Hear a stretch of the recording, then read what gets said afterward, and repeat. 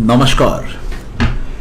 Dear friends, I am Sanjay Mansukhani from changedestiny.in.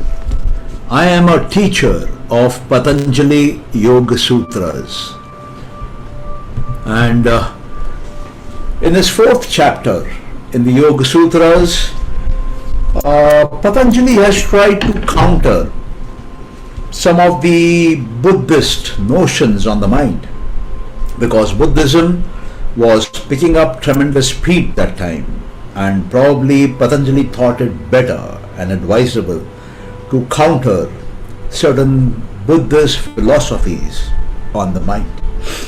So there are about 5-6 sutras in which Patanjali is diving deep into the mind, into the soul, into what an object is, and what is the interplay, what is the connection between these three entities. So in one of his sutras, the 15th sutra to be precise, of the chapter from Kaivalya, the fourth chapter, which guides on how to achieve liberation, Mukti. Here he says, there are multiple minds, many minds, which are trying to perceive an object, but the object is always consistent. Why is that so? Because there is an inherent difference in the nature of the object and the nature of the mind of the observer. So dear friends, what it means is, say you have one object and there are 4 minds looking at that object. So even if there are 4 minds looking at that object, the object remains consistent. There is no change in the object. There may be 1 mind looking at the object, there may be 4 minds looking at that object, or there might be 200 minds looking at that object. The object remains consistent. Why does it happen? Because the nature of an object and the nature of the mind are different. Yes. Now when these 4 minds are looking at an object, these 4 minds are constantly undergoing a change. That is number 1. And number 2, all these 4 minds are different. Say there are 4 people looking at a tree. One is a student, one is a farmer, one is a teacher, and one is a businessman. So these 4 have a different mindset. They have different minds. But all 4 of them are looking at the same tree. So the tree is not changing. The tree in a way is consistent. But these 4 minds have different viewing points. These 4 minds are different in their nature. So that is a very important thing we need to understand here. And let us go a bit further. Let me take you on to the next sutra. Here he points out another very interesting fact about the mind. He says an object does not depend on the mind for its existence. What it means is, if there is a mind, then only there is an object is not correct. And the state of the mind depends on the state of the object depends on the mind which is looking at it. That also is not correct. So an object is never ever dependent on a single mind for its existence. Because if it were so, and if it were true that an object is dependent on a single mind, then the question, what will happen to that object when that particular mind, that specific mind, is not there? So there is no connection between the object and the mind. The object is independent of the mind. If there is a mind, then also there is the same object. if there is no mind, then also there is the same object. If there are 1,000 minds, even then there is the same object. So object is an object is an object, and it exists absolutely independently of a mind or minds looking at it. A very important point. So what it specifically means is there is one reality of the objects. The physical reality is one reality, and the mental reality is another reality. And if the mental reality is missing because of any reason, the mental reality is not there, that does not mean the physical object will disappear. What it means is, say for instance, I reach a high level of purification of the mind. I remove all rajas and tamas from my mind, and my mind becomes sattvic. My mind becomes clear, pure, pak, sattvic. Now here what happens, when the mind becomes neat, clean, pure, then the mind ceases to exist. The chitta ceases to exist. And when the mind ceases to exist, and mind is the instrument of perception of an object, so then the object also ceases to exist because the mind ceases to exist. Now the soul is not able to see the object because it was earlier seeing the object on the mind, and now when the mind itself has disappeared, there is no way that the object can be seen by that mind. But just because a particular mind has disappeared, that does not mean all the other minds have also disappeared. So for them, the object still exists. For them, the object has not changed. So that is the point being made here. An object is not dependent on a single mind for its existence. Because if it were so, then what would have happened to the object if the mind would not be perceiving that object? Okay? Very, very interesting philosophical questions on the mind. And dear friends, when you start understanding these questions, when you start listening to these questions, when you start pondering and meditating over these questions, then you get a fine, in-depth understanding of what is a mind, what is an object, and what happens to the object when the mind is there and when the mind is not there, and what happens to the mind when the object is there and when the object is not there. So dear friends, keep a very sharp ear open for what I will be saying while covering these basic sutras. They are only you can say idealistic versions, idealistic notions about the mind, but they are very, very critical to understand, because then it can lead you to liberation, it can lead you to mukti, it can lead you to moksha, nirvana, kaivalya. So you see, the more you go into the depth of this subject, the more you understand the principles of yoga, the tattvas of yoga, and the more and more you go into the depth of the Sankhya Darshan also, because yoga is based on Sankhya Darshan. You will find that meditating on all this leads to a realization. You will have a self-realization, because you will understand who the self is at the deepest possible level, with the most, I would say, profound literature on the mind ever written on this planet. Yoga Sutras of Patanjali are a very profound work on the science of the mind, on the sadhana, the practice to purify the mind, to take the performance of the mind to the highest possible levels, to go beyond what you can ever believe can happen in the mind. So if you look at the siddhis which the yogis have performed, if you look at the supernormal powers which the yogis have acquired, if you look at the way it has been defined that it is possible for one to have omniscience and omnipotence just by knowing how to work with the mind, you will find tremendous results. You will find unbelievable performances happening out of a very normal mind.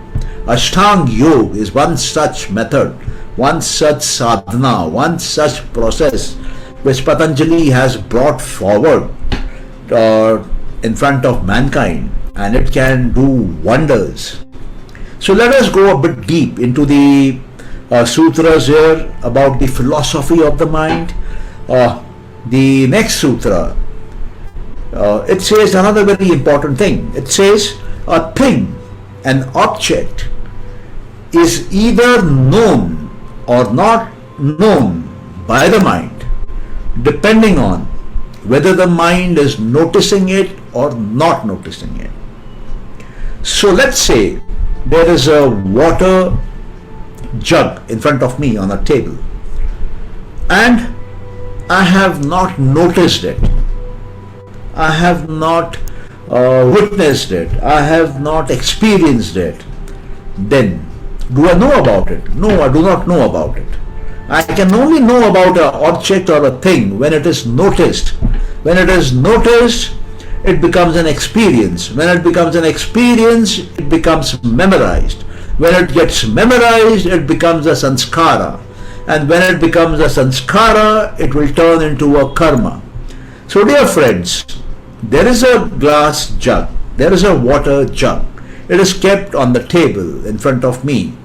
Now, do I have knowledge of it or do I don't have knowledge of it? It does not depend on the presence of that water jug.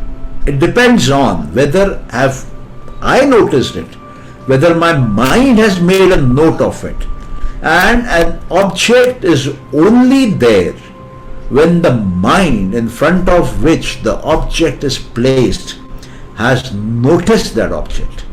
Or else the mind is not aware at all about that object and does not know the object exists, though the object might be right there under his nose, but it is not the physical presence of an object by which an object is known. An object is known and only known when the mind in front of which the object has been kept, that thing has been kept, has taken notice of it. And once it takes notice of it, then it becomes an experience. Experience becomes a memory, memory becomes a sanskar, sanskar turns into karma, and it will do some action in the world outside. So one can also look at it from another perspective. We have these jnana indriyas. Jnana indriyas are picking up knowledge from the world outside. And if that knowledge from the world outside which is coming in, if I notice it, then it becomes a vritti, it becomes a thought, it becomes an idea, it becomes a concept, it becomes an experience. And it is only when a thought is picked up that it becomes a thought. Otherwise, it is nothing. So a thought is only known when it is picked up, it is noticed, it is experienced, it is stored.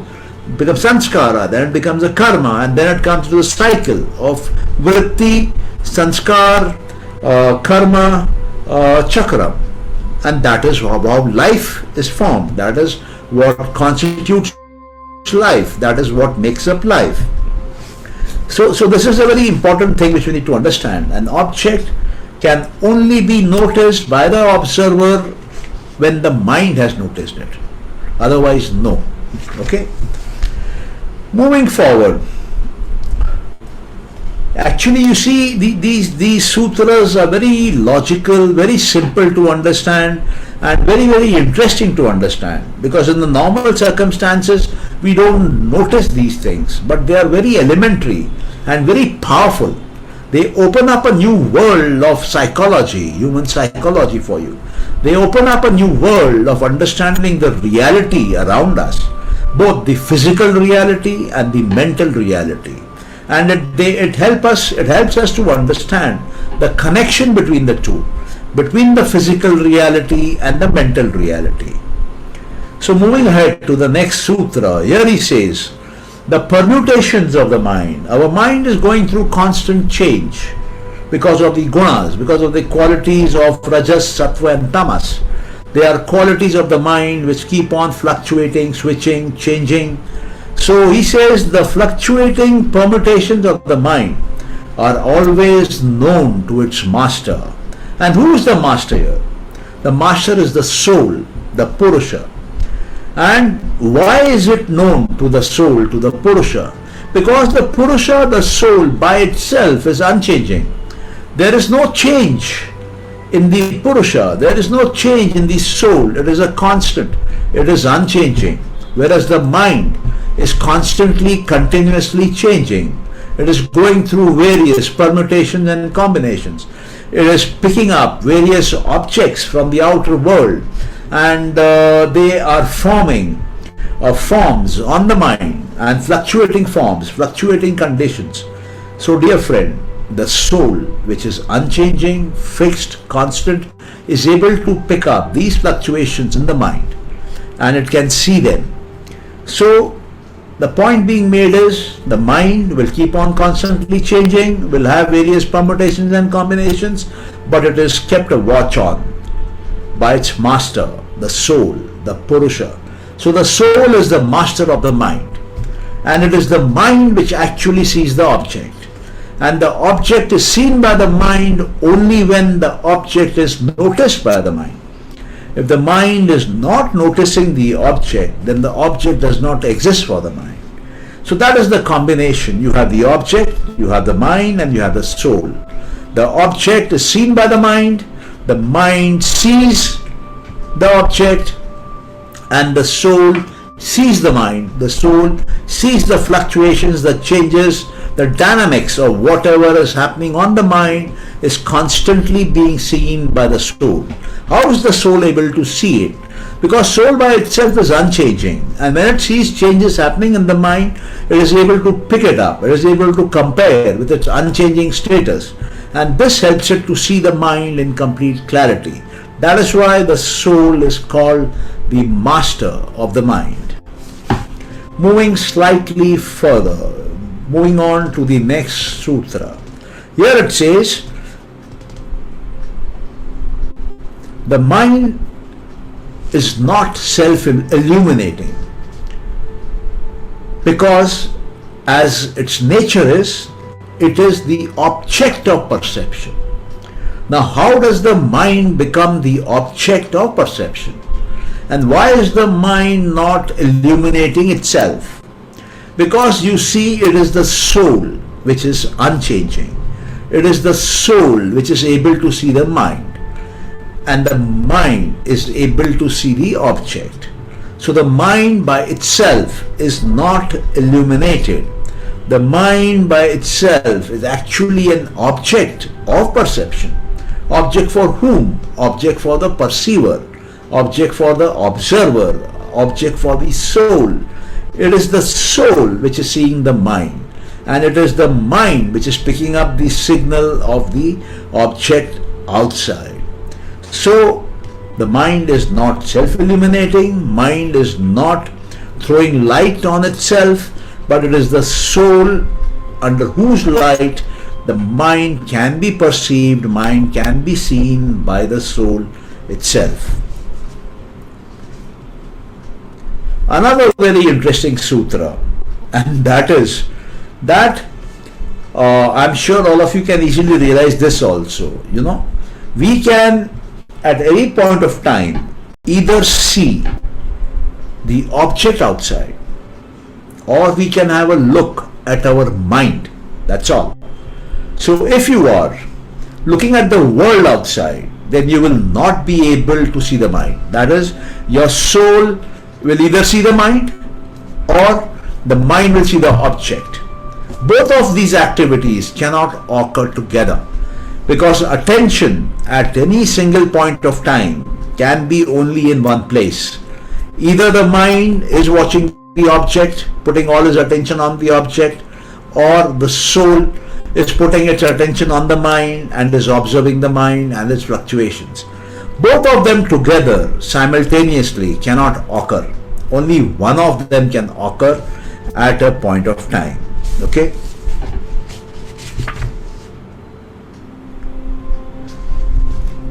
The next sutra. This is the last sutra on this philosophy, idealistic notions of the mind.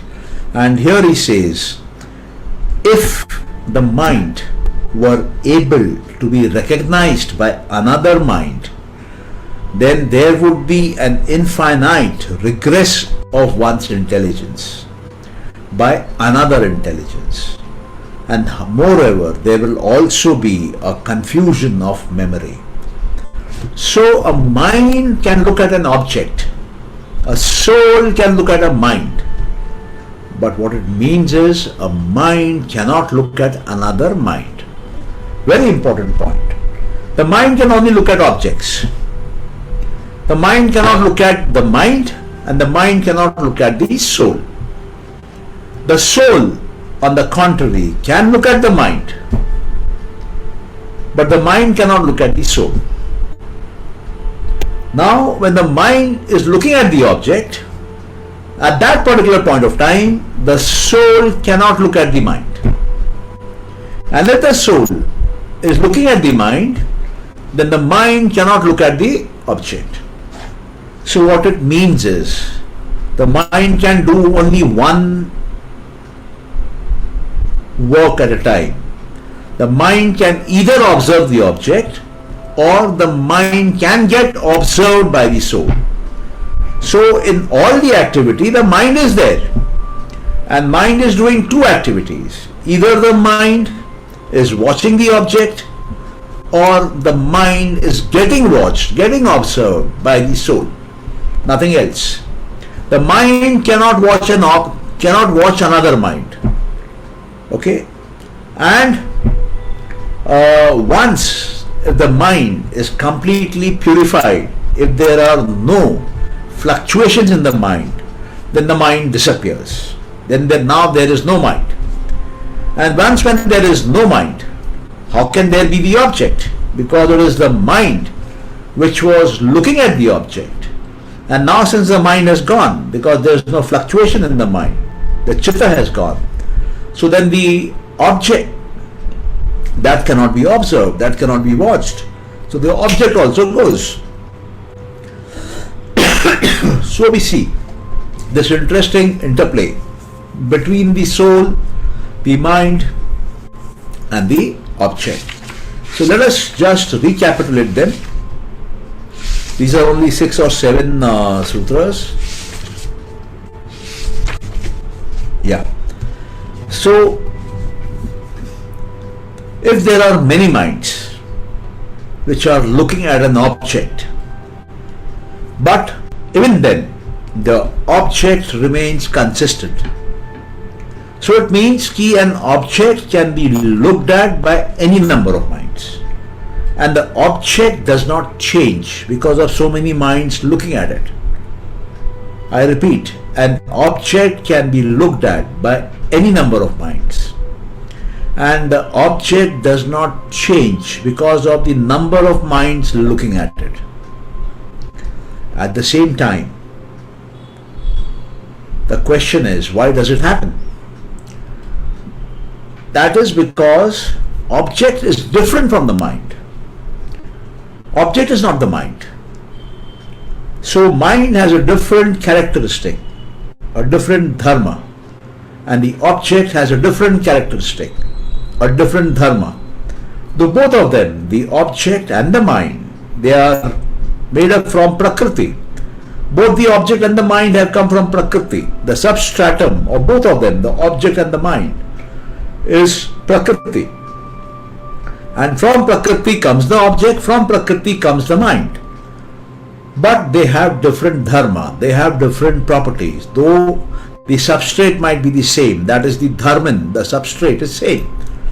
Both of them are coming from Prakriti. Both of them have the three gunas playing in them, fluctuating in them. But both are creating different characteristics. In one, the object is different in nature from the mind, which is a different quality altogether. So he says, even when there are multiple minds, a collection of minds, looking at an object, the object remains the same. The object does not change. The characteristics of the object is independent of the mind watching it. Mind is not impacted, affected, influenced by the mind watching it. The object is not impacted, influenced by the mind watching it. It is independent of it. There is no relation. There might be one mind, there might be 1,000 minds watching an object. The object does not change. Object remains the same, consistent. But the object by itself and the mind by itself, they are inherently different in nature. They are two different properties, two different dharmas. Second sutra again, we are recapitulating about the object, the mind and the soul and the way they function amongst each other. So an object is not dependent on a single mind. In fact, an object is not dependent on any mind for its existence. Even if there is no mind to watch an object, the object will exist. This is a very interesting, I would say, sutra. So an object exists irrespective of who is watching it or who is not watching it. Irrespective of whether there is an observer or not, the object exists. This is a very interesting conversation which I would like to share with you. This happened between Albert Einstein and Rabindranath Tagore. And Albert Einstein asked Rabindranath Tagore this question, that I am always perplexed. When I am looking at the moon does exist. When I turn my back to the moon, what happens to the moon? Okay, so the question is answered here for Einstein in the Yoga Sutras of Patanjali, which were written about 2400 years back. And this is what Patanjali says. Patanjali says, an object is not dependent on a single mind for its existence. So even if Albert Einstein is watching the moon or not watching the moon is existing independent of Albert Einstein. Because if it were dependent on Albert Einstein's mind, then what would have happened to the moon if Albert Einstein's mind would have disappeared? Does it mean the moon would have disappeared? No, the moon would have gone nowhere. So that is the point being made. The another sutra is, you may know an object only when the mind is able to notice that object. If an object is not being noticed by the mind, if the mind somehow has missed out on noticing the object, then the object is not known. The object may be there, may not be there, it is not known because the mind has not noticed it. Therefore, noticing by the mind is very, very important for an object to be known by the mind. It is, what it means is, if you have an object and you have a mind and there is no noticing happening, then the mind has no idea about the object. So objects don't get automatically, I would say, registered in the mind. No, they have to be noticed. Specific action has to be taken for an object to be noticed, for an object to be experienced. And it is only when the noticing takes place, when the experience takes place, then the thought of that thing comes about. Then it becomes a vritti, a sanskara and a karma in the times and days to come. Okay, now who is the master of the mind? So here first time in the 18th sutra of the 4th chapter, Patanjali is talking about a master of the mind. And he says the permutations and combinations of the mind, the changes of the mind, the fluctuations in the mind are always known to its master. So the question is, who is the master of the mind? Yes, dear friends, who is the master of the mind? There is only one master of the mind, and has always been, there's been only one master of the mind, and that is the soul, that is the Purusha. And why is the Purusha the master of a mind? Purusha is the master of the mind because the mind by its inherent nature is constantly fluctuating, it is never constant, it is never sticking to one set of parameters, whereas the soul is constant, the soul is unchanging, and the soul is therefore the master for the mind. So that is the point which has been made here. Mind is fluctuating, soul is non-fluctuating, therefore the soul is the master of the mind. Now, there's another aspect of the mind. The mind is not self-illuminating. Neither the object is self-illuminating for that matter. It is only the soul which is self-illuminating. And when the mind is self-illuminating, the mind is not self-illuminating because it is the object of perception. As I said, the soul looks at the mind looks at the object. So for the soul, mind is an object of perception. Mind is being perceived. Mind is an object of perception. Mind is being used to perceive, in the sense that mind itself is getting perceived. So it is possible to perceive the mind. But who can perceive? The soul can perceive. Can a mind perceive another mind? No. The soul can perceive another mind. The mind cannot perceive another mind. Please remember this. The mind is not self-illuminating. Mind does not illuminate itself. The mind is an object of perception. So then the soul is perceiving the mind. And just because the mind is the object of perception, it cannot perceive another mind. It can perceive another object. But another mind can be perceived by the soul. Okay? I hope it's clear, because we have gone into tremendous depth. Yeah. Now, assuming that all three are there, you have the object, you have the mind, and you have the soul. Only one activity can take place. Either the mind is watching the object, or the mind is getting observed by the soul. Both these activities can never occur together. That is, the soul cannot watch the mind and the mind cannot watch the object simultaneously. It simply cannot happen. So it is the object which is coming on the mind, and it is the mind which is coming on the soul. That is the way to understand this. Okay. And as I said, one mind cannot read another mind. One mind cannot cognize another mind, cannot read what is the content of another mind. That is simply not possible. So very interesting philosophy about the behavior of the object, mind and the soul, and their interplay with each other. If you understand this, it helps you to understand the mind in a far deeper perspective. It helps you to understand liberation in a deeper perspective, and then the science of mind opens up very easily. And that is the beauty of the whole Patanjali Yoga Sutras. It opens up the entire science of the mind and the achievements possible of the mind, supernormal powers, supernatural powers, omniscience, omnipotence, and control over time. All these qualities, all these siddhis start arriving in a person who is walking on this path. So dear friends, I come to the end of this talk. I thank you profusely for being here today, listening to this important talk on the idealist notions of the mind, and I'm sure you have liked it, and this will help you to achieve permanent happiness in your life, permanent happiness in the lives of your family members, other members of your society, members of your country, and also the people of the world at large.